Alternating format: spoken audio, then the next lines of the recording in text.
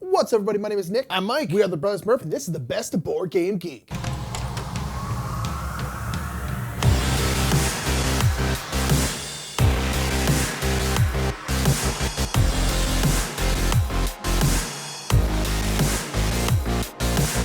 That's right, it's time to talk about everything Board Game Geek, the goings-ons, who's been talking about what games, what's the news, what's the hotness. Let's get right up into it with some Board Game Geek news.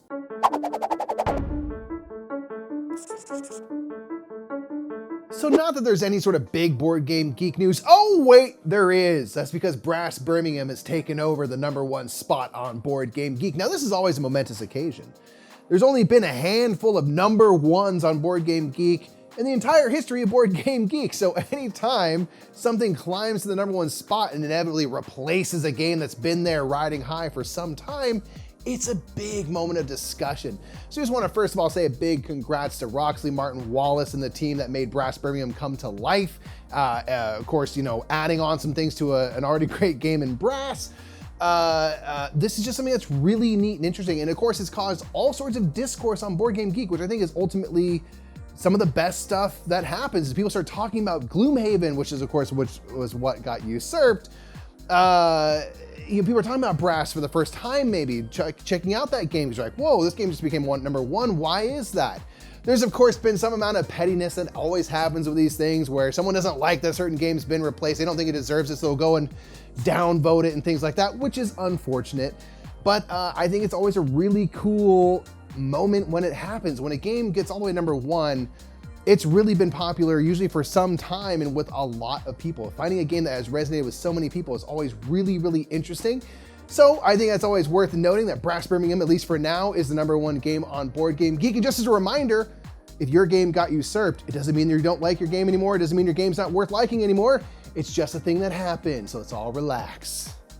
And a bit of Board Game Geek news is usually the Board Game Geek store. We always try and go over what's new in the store. There are a whole bunch of different promos and pre-orders, and there's a little bit of a timeline about new Geek Up bits and reprints of Geek Up bits, like the La Havre bits and the Cacao bits from like Teotihuacan. Really, really great stuff. Not to mention, there is more teases about some maybe Eclipse Second Dawn tile bits that look really, really cool, and that is a big project. Getting to full tiles is pretty nuts. And they also now have the greatest board game component ever made in the history of time, which of course is Dr. Ian Malcolm in Unmatched, the greatest mini ever made because Jeff Goldblum. So make sure to check out the Board Game Geeks over all sorts of cool stuff, really cool games. That's pretty much the only place you can get them, is the Board Game Geek store. Really, really great stuff. Make sure to check it out. So that's 2 pieces of Board Game Geek news. Let's get down to the table and talk about the hottest games of the month.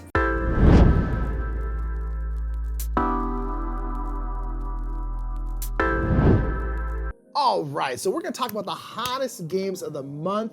This is gonna be stuff that people have been talking about. People have been talking about a couple of games, particularly a whole bunch this month. Oh, you know this. There's been some shakeups, which we talked about in the news, and that has definitely fueled and influenced what's been in the hottest. So let's go ahead and hop into number 10.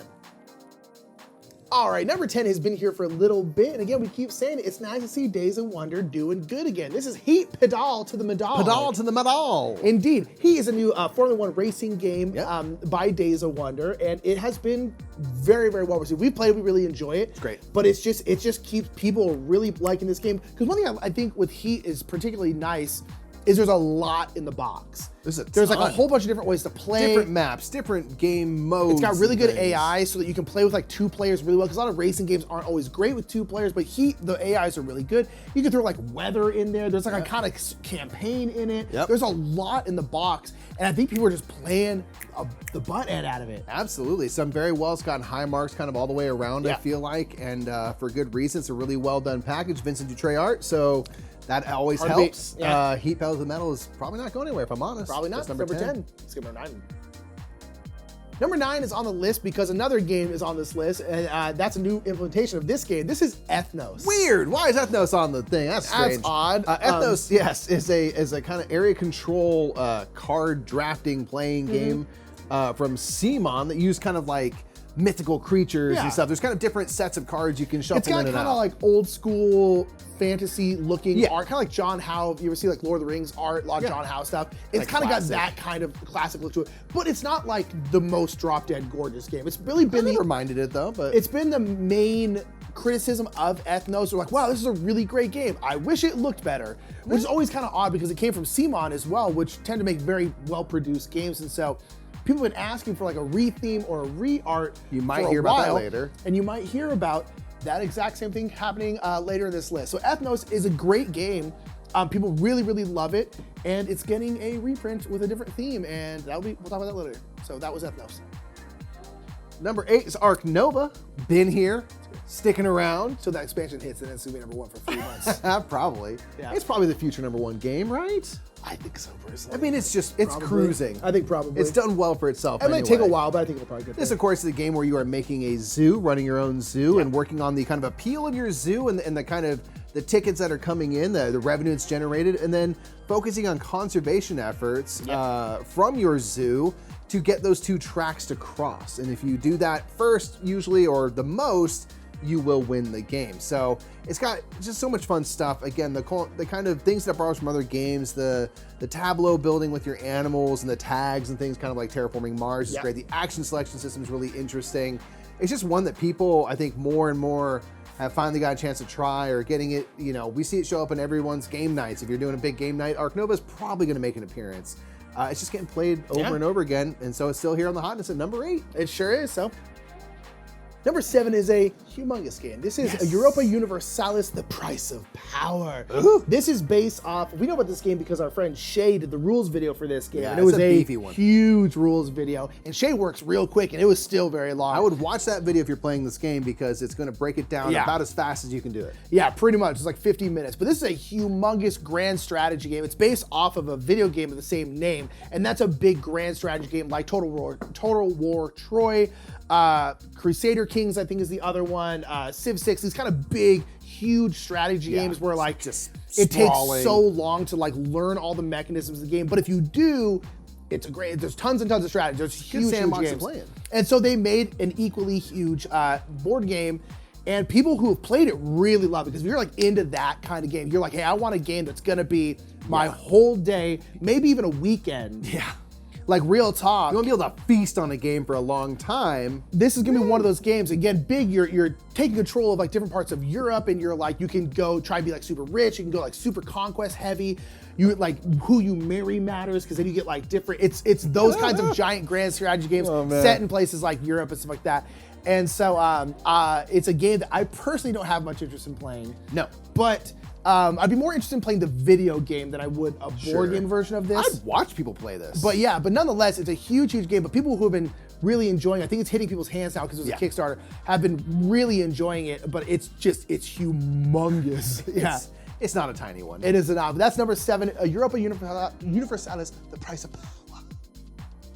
Number 6 is a Reiner Knizia, the third, I guess, version of this game. This is Huang. A unique game? Yes, yeah, this Huang, is Huang, which is based on Yellow and Yangtze, which is based on Tigris and Euphrates, which is a very highly rated Reiner Knizia game. Yes, all of them now I think are going to be well regarded. Yes. This one is on GameFound right now, and it's again kind of based on Yellow and Yangtze, the most recent implementation of Tigris and Euphrates. The Tiger Phrase it's like 102. It's like right outside the top 100. Well loved. Reiner Knizia is, I think, in terms of BGG rankings, it's his highest ranked game. Yeah, I think so. People love. It's one of the things like we actually haven't played Tigris and Euphrates, Yellow Yangtze, or Huang now, but like I've always wanted to because I always known it's like this. People love Tigris and Euphrates so much. I have the apps for them. I just haven't busted them out yet. Oh, you have the app. You gotta play it. I gotta do it. I gotta do it. But this one includes like miniatures and stuff that look really nice. Yeah, so they're all like anthropomorphized animals. There's like gorillas and stuff like that. They've like really brought a lot of the production, which is not something you usually associate with Reiner Knizia, is the high level the miniatures. Two things I associate with Reiner Knizia are theme and production and miniatures. Yeah. Yes, the miniatures. But now we have that, and it's finally on crowdfunding right now, so it's popping off right now. But again, it's based off of a classic game, Yeah. so you have the DNA of something great there. Yeah. There's no reason to assume that this won't be great as well. Yeah, indeed. So that's number 6, Huang, and let's get number 5. Number 5, we hinted at a lot. This is Archeos Society. This is the re-theme of Ethnos. Yes. This one is more about archaeology and treasure hunting kind of stuff. Indiana Jones. But it's going to be just Ethnos, as far as we can tell. I don't know if there's, I think it's still Paolo Mori, who's the designer, who's a great designer. And so it's getting new art. It's obviously got a new theme.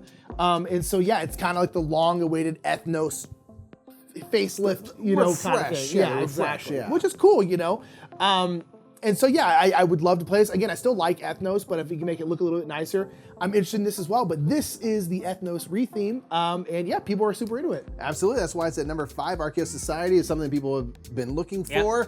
Finally getting some news on it, and it's right there at number 5. All right. Number 4 is a game that I was interested in when it was on Kickstarter, but I didn't look too much into it. And now that it's out, or some people are playing it. It's on pre-order, Man, people love it. This is Earth. Earth is like, the whole thing is about that moment when Will Smith punches the alien in the face. Yeah, he says, he's like, welcome to Earth. Board game. Exactly. Boom. And then they sit down and play this game. Yeah. But Earth is a game, it's a kind of engine builder game. Tableau with really building. Beautiful photography in it. Yeah. It's kind of one of those games that uses, I assume, stock photos, but they do it in a really beautiful, purposeful way. Kind of nature photography that looks really kind of contiguous and stuff, and has a consistency of tone. But you're building out a tableau of cards, and you're basically doing these 4 different types of actions that will allow you to gain soil, which you will use to kind of pay for cards. Yeah. You can mulch cards, which are kind of worth points. So there's a lot of people say like DNA of like wingspan there, where like eggs are worth points. In this case, your mulched cards or your tucked cards are worth points. Yeah. But it's got follow mechanics as well. It's got these follow mechanics. So if Nick's taking a turn, I'm going to get to do like a lesser, smaller version of that turn, but I'm always going to get to do something. Yeah. And what I've always heard people saying is that like everything you get to do is great. Yes. It's always going to be useful. It's always going to be nice. It's great. You're always engaged. It seems like a game that's built on like a dopamine drip. Yeah. You're going to be like so happy, so much good stuff happening all the time.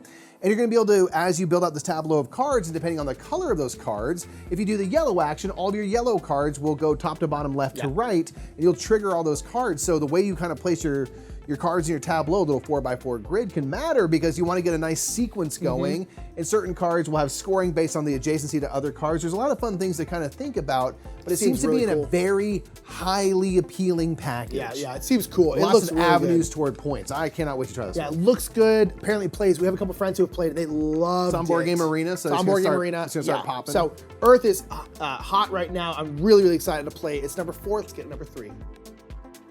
Number 3 is probably gonna be here for a while, and this is Frosthaven, because people are playing Frosthaven. I actually got to see a copy of Frosthaven. I got to open it up.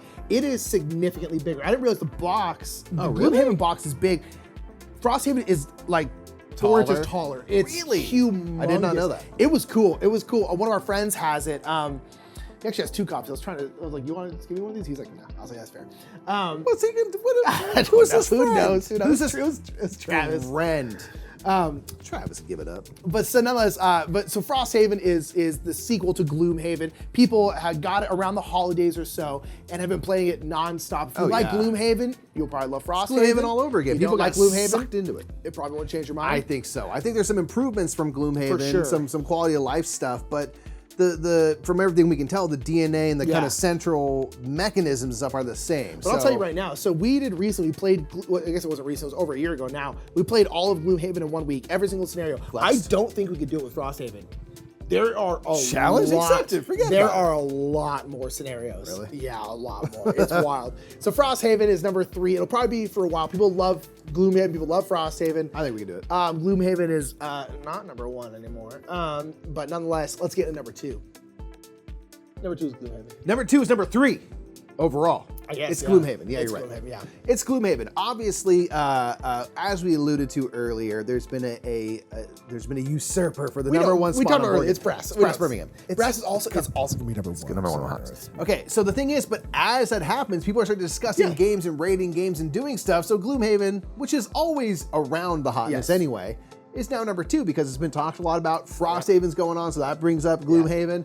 There's a lot of reasons to talk Gloomhaven these days. Yep. But of course, mainly that it is no longer, at least for now, the number 1 game on BoardGameGeek. I don't think it'll climb back up. No. I doubt it, but you never know. But you never know. Let's go ahead and get into number 1. Number 1's Brass. It's Brass. Because everyone's talking about Brass this month because Brass overtook the #1 spot. Is there a scenario where a game becomes #1 on BoardGameGeek and it somehow doesn't hit the hotness? That'd be wild. That'd be wild. I mean, no, because once it hits the hotness, everyone's gonna be talking about it. Yeah. Because again, it's one of those things where there's only been 8 games that have been #1 on BoardGameGeek. That's crazy. When you think about it, it's like it happens very seldom. I mean, that a new game takes over. In 20, a little over 20 years of BoardGameGeek, right? Yeah. I mean, yeah, it's not very often. It's a rare occurrence, and all shout out to Brass for doing so. Yeah. Shout out to Gloomhaven, shout out to Pandemic Legacy. Those 3 were all #1 at one point, and it's just like it's one of those things. But it's like it's pretty nuts that like how rarely it actually happens. It takes a lot, and good on Brass because Brass is not a new game.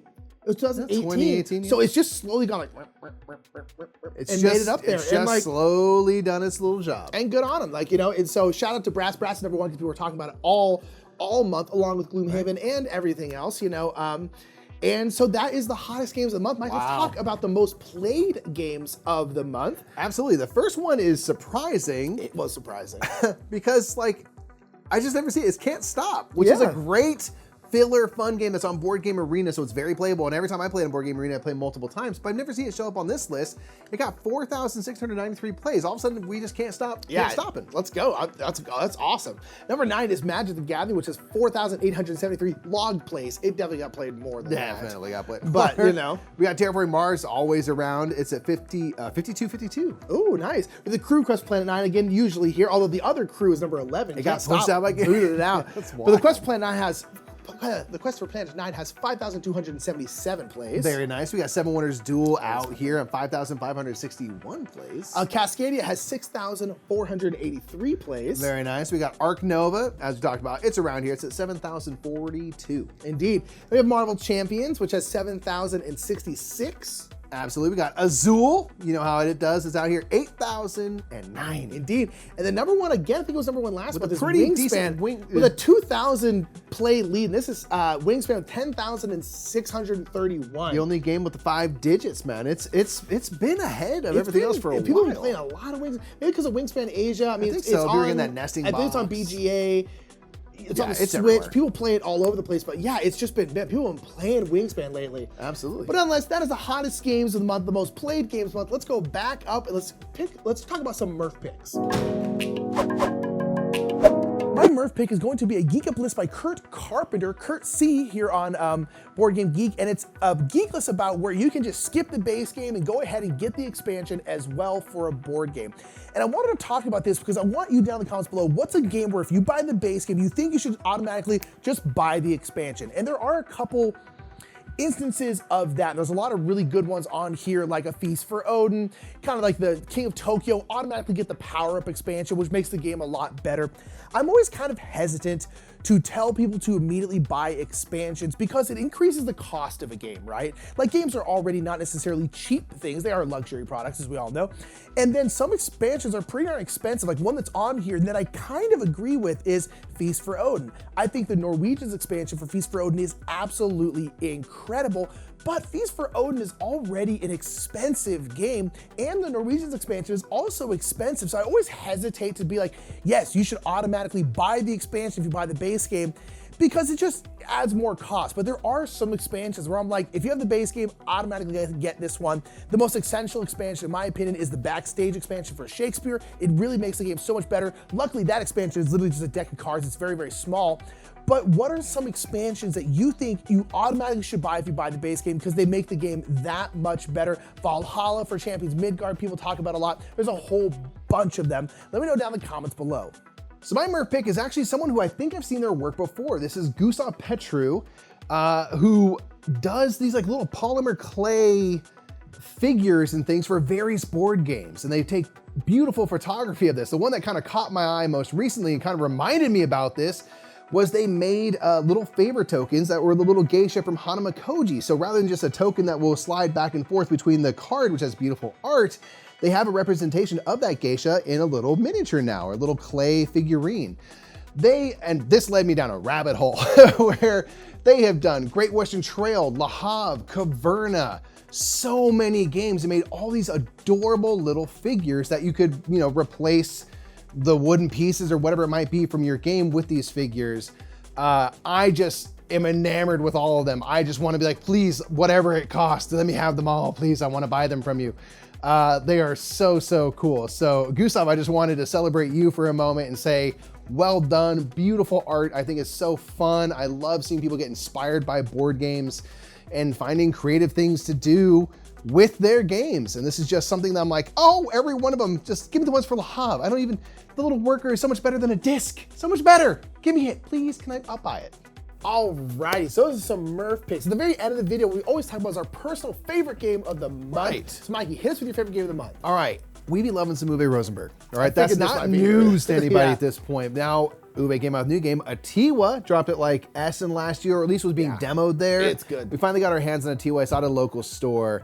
It's about bats and farming and kind of the sustainable, you know, the ecological relationship between man and animals and nature and bat and Africa. And it's so cool. And it feels so incredibly thematic for an Uwe Rosenberg game. It's a puzzly balance between all the stuff that's coming off your player board that you occasionally need to take and put back on your player board to make use of like the wood from trees and stuff. But you have to get it planted, you have to kind of get it put back out into kind of nature. tug of war, with resources. And so it kind of resembles that relationship of like, what's the ebb and flow of like nature versus like growing a civilization and doing this in harmony. It works super well. It's worker placement goodness from Uwe Rosenberg. Did it again, and it feels so thematic. Really loving it. It's really cool. Really well thematically tied in. It's very good. My favorite game is the game I've seen play. I've seen you play it, but the time you played it, I was kind of like, I'm cool right now. I just wasn't feeling the game. But I finally got to play it. This is Fuji Flush. Dude! Fuji Flush is great. Fuji Flush is a party game by Freeman Freeze. So good. And it is really, really good. This is a game where you are, you're trying to essentially you're trying to get rid of your cards. A level, a value of card, and you basically want no one to be able to beat it, and it comes back to you. If it comes back to you, you get to get rid of that card. You want to get rid of all your cards. But people can flush you. So if I put down a 5, then Mike puts down a 6. His is higher, so it'll flush it out and have to draw a new card. So you're not getting rid of those cards, you're drawing new ones. But the thing is you can get onto these trains where if I put a 5 and then Mike puts a 5, we now have a 10. We're a team. And then the next person puts a 5, we now have a 15. And so the highest card in the game is a 20. So it's like to beat a 20, you have to chain some stuff together. Yeah, and there's much more of like the 2s and 3s. So you can get onto like a two trains, they call it. And just have like, you know, with our powers combined, we're unstoppable. Really it's fun. So good, right? It's so much fun. I've been wanting to play it for a while because I watched Mike play with some other people and I was like, oh, this actually looks really fun. And I got to play it a couple weeks ago and I was like, oh, that's right. This game is ridiculous good. I want to get it very badly. So my favorite game of the month is Fuji Flush. I thought it was great. Good pick. Let us know in the comments what your picks were. Either a game that's new to you, old, whatever. What's your favorite thing you played this month? Hit us in the comments with that below. And until next time, I'm Nick. I'm Mike. We're the Brothers Murph, and we'll see you next month for the best of BoardGameGeek. Bye.